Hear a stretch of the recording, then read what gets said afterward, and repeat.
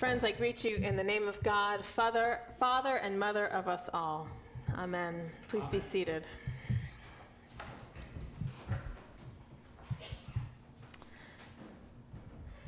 Well, maybe it's because I knew that this week I would be watching the movie Disclosure Day with my child.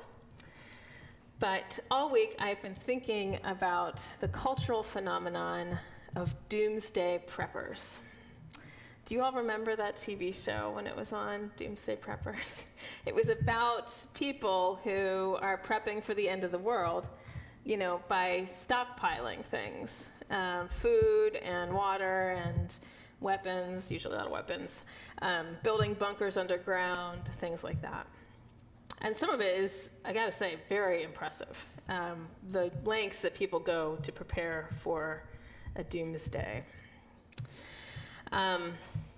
Well, and here's going a little farther back. Do any of you remember Y2K? My in-laws at that point, they were stockpiling water and astronaut food. They had these jugs of water in their basement, that only last so long. They were still there 20 years later. But it's striking to me how, when I was a kid, doomsday prepping was seen as this real fringe thing, right? We thought of people who did this as really, off their rocker. And maybe we still do to some extent, but it's also gone very, very mainstream, right? And probably some of us here have even thought about, maybe I should have some canned food in the basement just in case. Because it's so culturally big, this idea that we need to prep and prepare for the doomsday, for the apocalypse. And that strikes me as being ironic, at the least, that in one of the wealthiest countries on the planet, one of the wealthiest, largest countries in terms of our economics ever to exist, that there is this undercurrent of fear that is so strong, this fear about not having enough in some future that we cannot predict. And I think we also see this kind of mindset in a lot of other ways that aren't about some imagined doomsday, but I think about this particularly in our national debate about immigration. This idea that those people are taking all the jobs or all the public benefits, and they're taking more than their fair share, and that means that other people aren't going to have enough.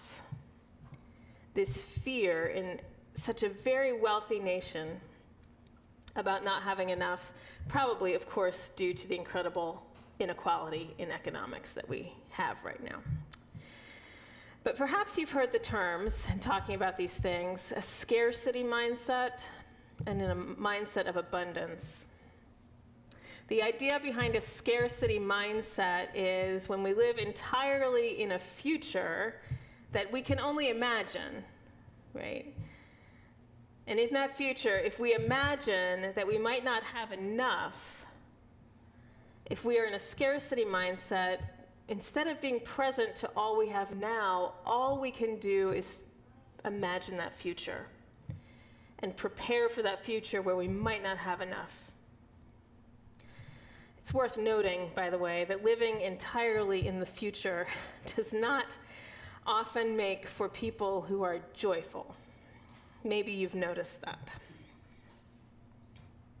When you can't see what you have now because you're trapped in anxiety about a future that you do not know, life overall starts to lose its luster, I think.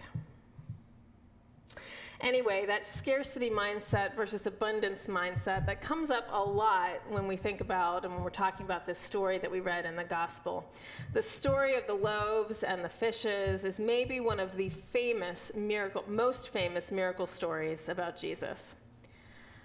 Even a person who has never set foot in church, just because it's in the culture, probably has in some way come in contact with the idea that Jesus took bread and fish and somehow fed a lot of people with it, right?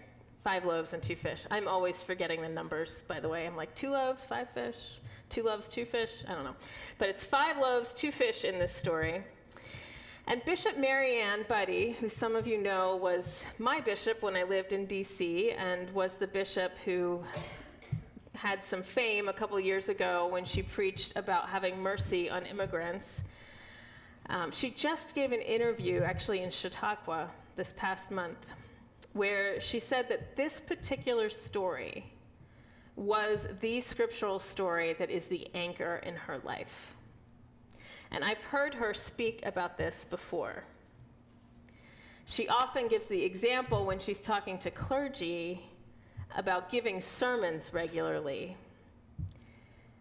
She says her process of preaching is one of the ways that this miracle of the loaves and fishes is made real in her life, because she feels like she has very little to give or to draw upon, and then somehow ends up with a sermon every single Sunday, and hears from different people who have heard the sermons all kinds of things that she didn't mean to communicate, sometimes not in a great way, or maybe wasn't even intending to communicate, but somehow came through in her speaking.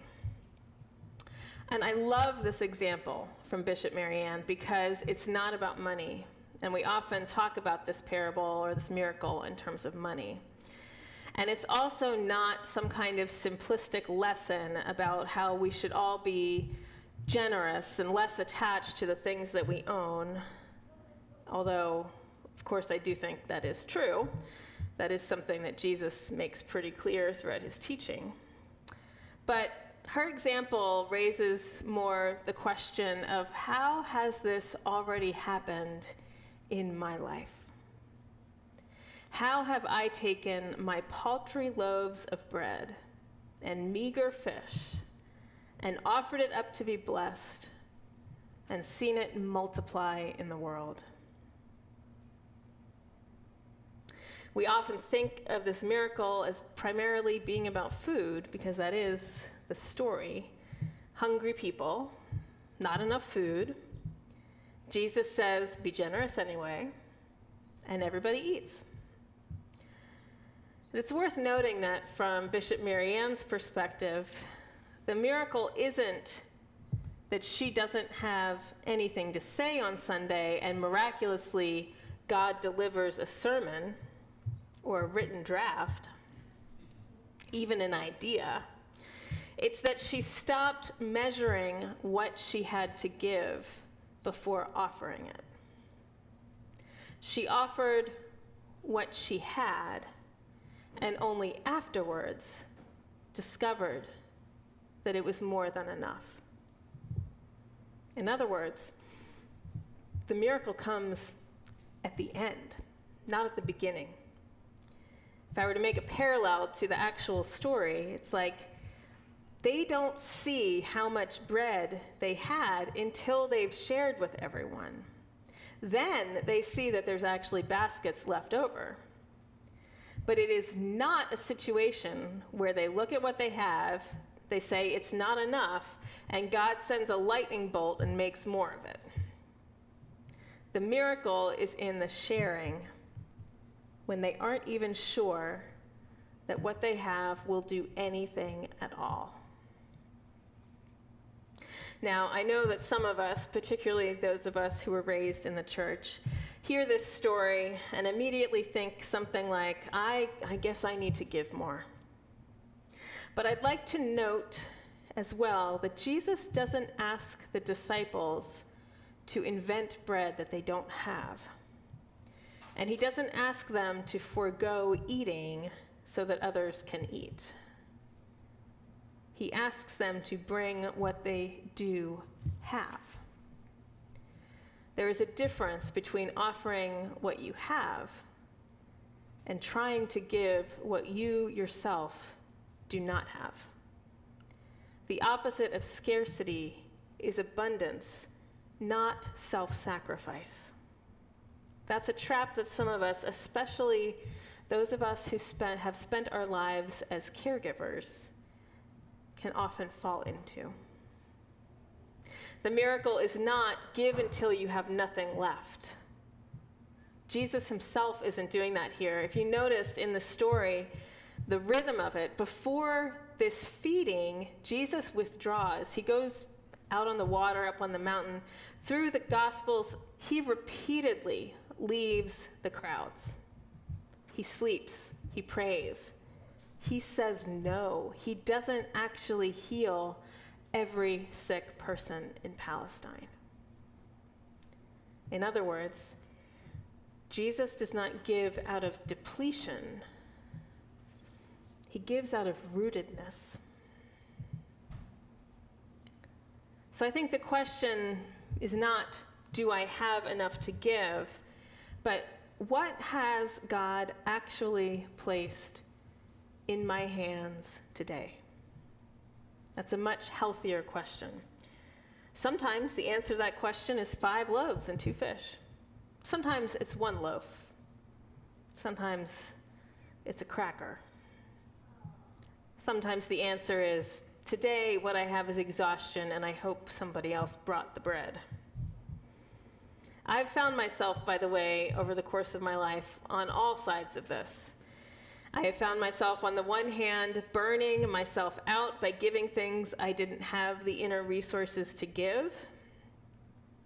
But also, I have found myself not getting my hands dirty because I didn't think that I truly had anything valuable to give. What that really was, by the way, is not some kind of admirable humility, but a fear of feeling inadequate, or a fear of being seen as inadequate. It was a fear that I would find out for sure, if I took the risk to get my hands dirty, that I didn't really have anything to give that anyone else needed. So what are the loaves and fishes in your life, in our time?